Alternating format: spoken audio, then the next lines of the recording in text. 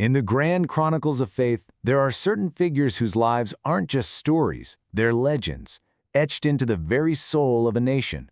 Today, we open the sacred pages of history to explore the life of a master, a monk who was a beacon of virtue. His story resonates with the power of an eternal legend, and like all great legends, it begins with a title that was nothing short of a prophecy. The white elephant of Chonburi, and the crown jewel of the Sangha. Now these aren't just words of praise, they are a prediction and a summary rolled into one. A title given to a man whose destiny was sealed from the very first moment of his conception. It was an acknowledgement that this was a rare and precious soul, the kind that appears maybe once in a generation.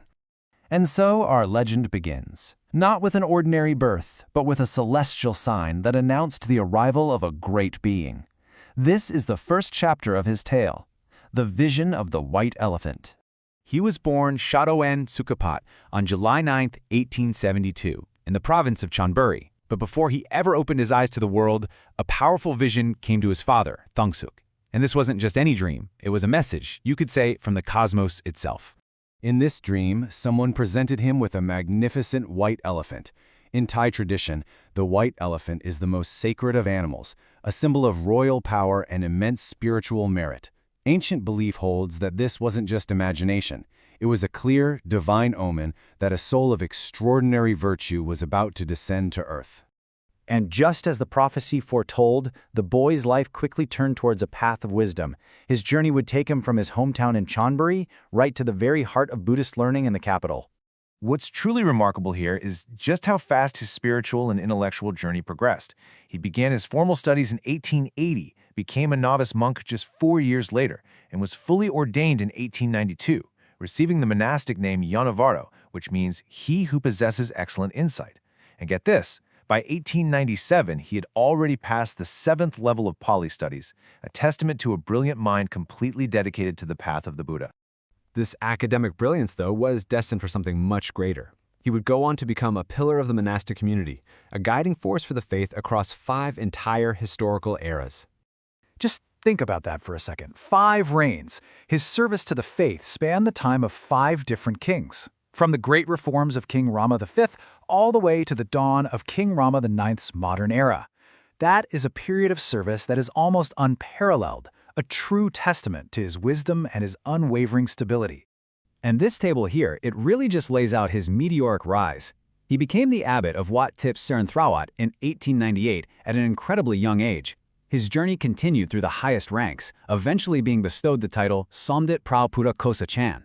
Then, in 1950, he was appointed Sanghanyan Yaka, the executive president to the Supreme Patriarch, basically making him the chief administrator of the entire Thai Buddhist order at the time. But his leadership wasn't just about titles. No, he was the true embodiment of a righteous ruler. He was known for being incredibly strict with the monastic code of conduct, preserving order and purity. Yet, this strictness was always balanced with an immense fatherly compassion for his thousands of disciples. He practiced what he preached, making him a living example of the path. It was during the height of his administrative power that a global crisis would call upon his spiritual authority. This was a moment when the abstract idea of faith needed to become a tangible source of courage for a nation at war. The year is 1950. The flames of the Korean War are sweeping across the globe, and Thailand, as a member of the United Nations, decides to send troops into the conflict. An entire generation of young men prepares to face the horrors of a battlefield far, far from home. So, as these soldiers prepared for their perilous journey, a critical question arose. What could possibly be their anchor? What could serve as a shield, not just for their bodies, but for their minds and spirits in the face of absolute fear? The answer came from Somdet Charon, and it would become a legend in its own right.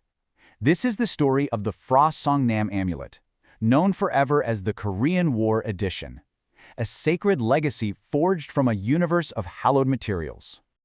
Now this was no ordinary object. Its ingredients were like a convergence of sacred history.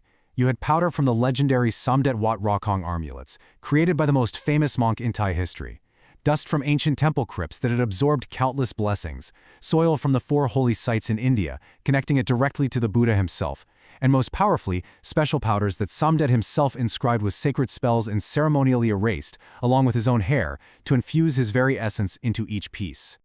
This created what historians call the three-pronged power. First, the absolutely pure intention of its creator. Second, the priceless spiritual value of its materials. And third, the urgent historical moment, the protection of the nation's soldiers.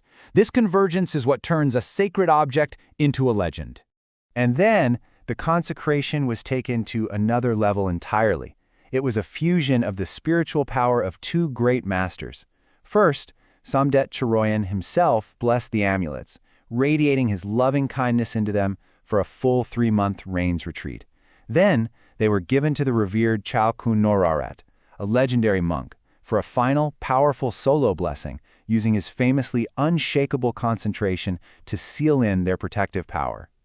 And here you see that direct transmission of power, the sublime virtue, the purity, the immense spiritual merit of the Creator is channeled directly into the physical object, turning it into a vessel of protective Buddhist power.